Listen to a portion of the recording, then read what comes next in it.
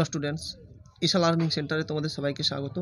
আজকে আমরা এই ভিডিওতে সপ্তম শ্রেণী ভূগোল দ্বিতীয় অধ্যায় ভূপৃষ্ঠের কোন স্থানের অবস্থান নির্ণয় এই অধ্যায়টি নিয়ে আলোচনা করব। তো তোমরা এই ভিডিওটি মনোযোগ সহকারে প্রথম থেকে শেষ পর্যন্ত দেখতে থাকো, কারণ এই অধ্যায়ে এর বাইরে থেকে তোমাদের আর কিছু পড়তে হবে না। তাই ভিডিওটি মনোযোগ সহকারে দেখে নাও এবং তোমার বন্ধুদের মধ্যেও শেয়ার করে দাও। তো প্রথম প্রশ্ন কি বলেছে দেখো, যে পৃথিবীর কৌণিক মাপ কত ডিগ্রি? তো পৃথিবীর কৌণিক মাপ 360 ডিগ্রি। পরের প্রশ্ন, নিরক্ষরেখার মান কত? নিরক্ষরেখার মান 0 ডিগ্রি। পরের প্রশ্ন, পৃথিবীর মাঝখানে অবস্থিত বৃত্তাকার কাল্পনিক রেখার নাম কি? তো পৃথিবীর মাঝখানে অবস্থিত বৃত্তাকার কাল্পনিক রেখা হলো নিরক্ষরেখা। পৃথিবীর কোন রেখায় সারা বছর দিন রাত্রি সমান থাকে? তো নিরক্ষরেখা বা বিষুবরেখায় দিন রাত্রি সারা বছরই সমান থাকে। পরের প্রশ্ন, মূল মধ্যরেখার অপর নাম কি? মূল মধ্যরেখার অপর নাম হলো গ্রিনিজ রেখা এবং দ্রাঘিমা রেখার অপর নাম হলো দেশান্তর রেখা। পরের প্রশ্ন, প্রতিটি অক্ষরেখার কোণের সমষ্টি কত? প্রতিটি অক্ষরেখার কোণের সমষ্টি 360 ডিগ্রি। পরের প্রশ্ন, যে যন্ত্রের সাহায্যে মধ্যাহ্ন সূর্যের অবস্থান থেকে স্থানীয় সময় নির্ধারণ করা হয় তার নাম কি? তার নাম হলো সেক্সট্যান্ট। পরের প্রশ্ন, অক্ষরেখা কাকে বলে? নিরক্ষরেখার সমান্তরালে পূর্ব পশ্চিমে যে রেখাগুলি কল্পনা করা হয়েছে তাকে অক্ষরেখা বলে। পরের প্রশ্ন খুব গুরুত্বপূর্ণ। তো পৃথিবীতে মোট অক্ষরেখা কয়টি রয়েছে? পৃথিবীতে মোট 179টি অক্ষরেখা রয়েছে। পরের প্রশ্ন, নিরক্ষরেখা বা বিষুবরেখা কাকে বলে? পৃথিবীর ঠিক মাঝ বরাবর পূর্ব পশ্চিমে বিস্তৃত কাল্পনিক রেখাকে নিরক্ষরেখা বলে। পরের প্রশ্ন, নিরক্ষরেখাকে বিষুবরেখা বলা হয় কেন? না, বিষুব কথার অর্থ হলো সমান দিন রাত্রি। নিরক্ষরেখা বরাবর সারা বছর দিন রাত্রি সমান থাকে বলে একে বিষুবরেখা বলে। পরের প্রশ্ন, অক্ষরেখার সর্বোচ্চ ও সর্বনিম্ন মান কত? অক্ষরেখার সর্বোচ্চ মান 90 ডিগ্রি এবং সর্বনিম্ন মান 0 ডিগ্রি। পরের প্রশ্ন খুব গুরুত্বপূর্ণ, নিরক্ষীয় তল কাকে বলে? তো নিরক্ষরেখা এবং পৃথিবীর কেন্দ্র যে কাল্পনিক তলে অবস্থিত তাকে নিরক্ষীয় তল বলে। পরের প্রশ্ন, অক্ষরেখাগুলোর পরিধি ক্রমশ কোন দিকে কমতে থাকে? ক্রমশ মেরুর দিকে কমতে থাকে। পরের প্রশ্ন খুব গুরুত্বপূর্ণ, তো পশ্চিমবঙ্গের উপর দিয়ে কোন রেখা বিস্তৃত? পশ্চিমবঙ্গের উপর দিয়ে কর্কটক্রান্তি রেখা বিস্তৃত। পরের প্রশ্ন, কোন শহরের উপর দিয়ে মূল মধ্যরেখা কল্পনা করা হয়েছে? তো লন্ডনের গ্রিনিচ শহরের উপর দিয়ে মূল মধ্যরেখা কল্পনা করা হয়েছে। পরের প্রশ্ন, দ্রাঘিমা রেখা কাকে বলে? পৃথিবীকে উত্তর দক্ষিণে কাল্পনিক রেখা দ্বারা যুক্ত করলে যে অর্ধবৃত্তাকার কাল্পনিক রেখা পাওয়া যায় তাকে দ্রাঘিমা রেখা বলে। পরের প্রশ্ন, পৃথিবীতে মোট কয়টি দ্রাঘিমা রেখা রয়েছে? পৃথিবীতে মোট 360টি দ্রাঘিমা রেখা রয়েছে। পরের প্রশ্ন, দ্রাঘিমা রেখার সর্বোচ্চ ও সর্বনিম্ন মান কত? দ্রাঘিমা রেখার সর্বোচ্চ মান 180 ডিগ্রি ও সর্বনিম্ন মান 0 ডিগ্রি। পরের প্রশ্ন, কলকাতা কত ডিগ্রি অক্ষরেখার উপর অবস্থিত?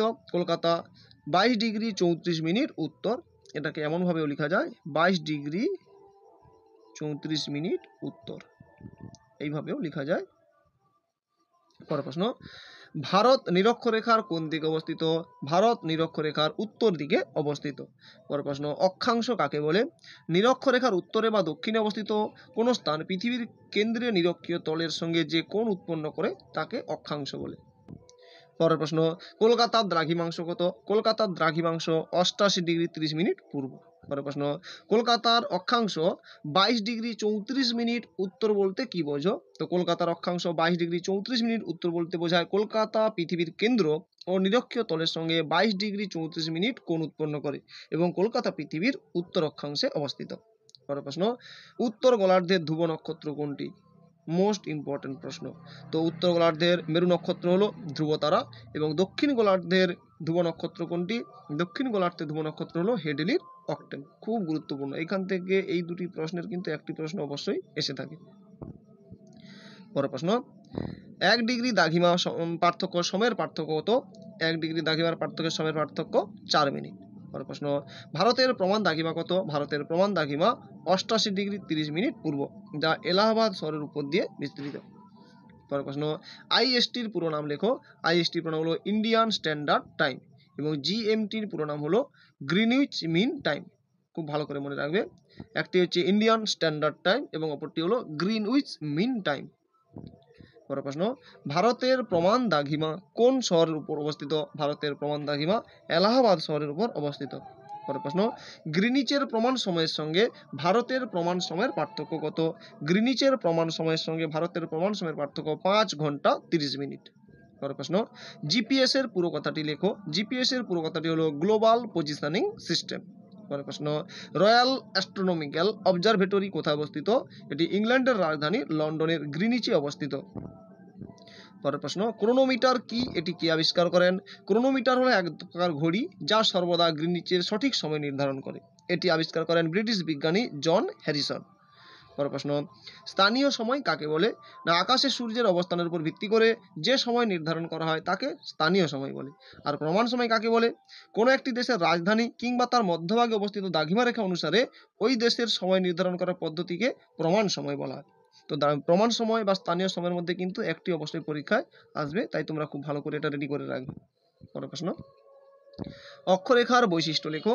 তো অক্ষরেখাগুলি পরস্পর সমান্তরাল হয়, অক্ষরেখাগুলো পূর্ণবৃত্ত, অক্ষরেখার পরিধি ক্রমশ মেরুর দিকে কমে যায়, অক্ষরেখার সর্বনিম্ন মান 0 ডিগ্রি ও সর্বোচ্চ মান 90 ডিগ্রি এবং অক্ষরেখাগুলো পূর্ব পশ্চিমে বিস্তৃত।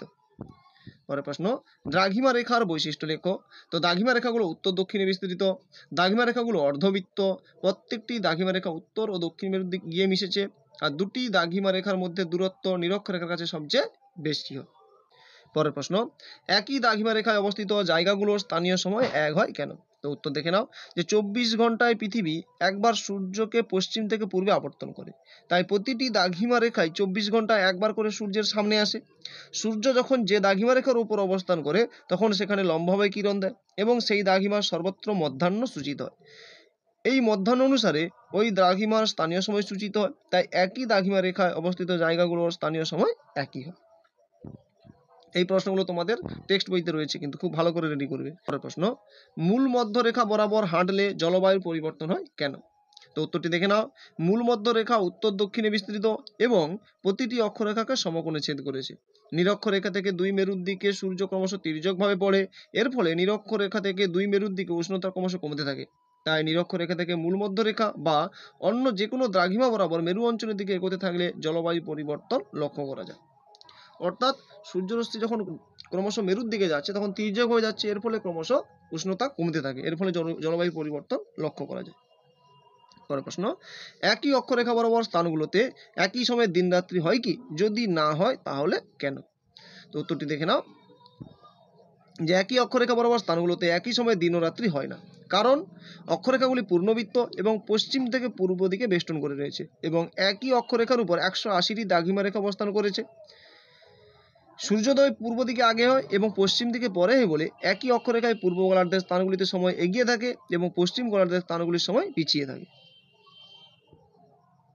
পরের প্রশ্ন, জিপিএস কি? তো কৃত্রিম উপগ্রহের মাধ্যমে পৃথিবী পৃষ্ঠের কোন স্থানের অক্ষাংশ দ্রাঘিমা নির্ণয়ের মাধ্যমে অবস্থান নির্ণয়ের পদ্ধতিকে জিপিএস বলে। বর্তমানে বিমান, জাহাজ, দামি গাড়ি, ঘড়ি ও মোবাইল ফোনে জিপিএস থাকে।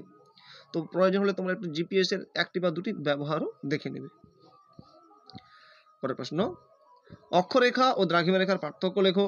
তো অক্ষরেখাগুলি পূর্ব পশ্চিমে বিস্তৃত, দ্রাঘিমা রেখাগুলি উত্তর দক্ষিণে বিস্তৃত, অক্ষরেখাগুলি পূর্ণবৃত্ত, দ্রাঘিমা রেখাগুলি অর্ধবৃত্ত, অক্ষরেখাগুলি পরস্পর সমান্তরাল, দ্রাঘিমা রেখাগুলি পরস্পর সমান্তরাল নয়, অক্ষরেখাগুলির পরিধি সর্বত্র সমান নয়, দ্রাঘিমা রেখাগুলির পরিধি সর্বত্র সমান। পৃথিবীতে মোট অক্ষরেখা রয়েছে 179টি এবং পৃথিবীতে মোট দ্রাঘিমা রেখা রয়েছে 360টি। অক্ষরেখার সর্বনিম্ন মান 0 ডিগ্রি ও সর্বোচ্চ মান 90 ডিগ্রি এবং দ্রাঘিমা রেখার সর্বোচ্চ মান 180 ডিগ্রি ও সর্বনিম্ন মান 0 ডিগ্রি। পরের প্রশ্ন, গ্রিনিচ সময় ও ভারতীয় প্রমাণ সময়ের মধ্যে পার্থক্য লেখো। তো 0 ডিগ্রি দ্রাঘিমা রেখার স্থানীয় সময়কে গ্রিনিচ সময় বলে, আর 82 ডিগ্রি 30 মিনিট পূর্ব দ্রাঘিমা রেখার স্থানীয় সময়কে ভারতীয় প্রমাণ সময় বলে। পরের প্রশ্ন, গ্রিনিচের সময় ও ভারতীয় প্রমাণ সময়ের মধ্যে পার্থক্য 5 ঘন্টা 30 মিনিট। গ্রিনিচের সময় ভারতের প্রমাণ সময়ের থেকে পিছিয়ে থাকে, আর ভারতের প্রমাণ সময় গ্রিনিচ সময়ের তুলনায় 5 ঘন্টা 30 মিনিট এগিয়ে থাকে। আন্তর্জাতিক সময় হিসেবে সারা পৃথিবীতে যাবতীয় কাজকর্ম করার জন্য গ্রিনিচ সময় ব্যবহৃত হয়, আর ভারতের এলাহাবাদের স্থানীয় সময়কে ভারতের প্রমাণ সময় ধরে ভারতের যাবতীয় কাজকর্ম করা হয়। তো এই হচ্ছে আজকের ভিডিও। তো পরবর্তী ভিডিওটি আমি কি বিষয় নিয়ে করবো তোমরা অবশ্যই কমেন্ট করে জানাবে এবং ভিডিওটি অবশ্যই একটি লাইক করে দাও এবং তোমার বন্ধুদের মধ্যে শেয়ার করে দাও, যাতে তারা ভিডিওটি দেখে উপকৃত হতে পারে। তো এই ভিডিওতে এই পর্যন্ত। পরবর্তী ভিডিওতে আমরা পরবর্তী একটি অধ্যায় নিয়ে আলোচনা করবো, তাই তোমরা চ্যানেলটিকে অবশ্যই সাবস্ক্রাইব করে নাও এবং পাশে থাকা বেল আইকনটি প্রেস করে অল নোটিফিকেশন সিলেক্ট করে নাও। ধন্যবাদ।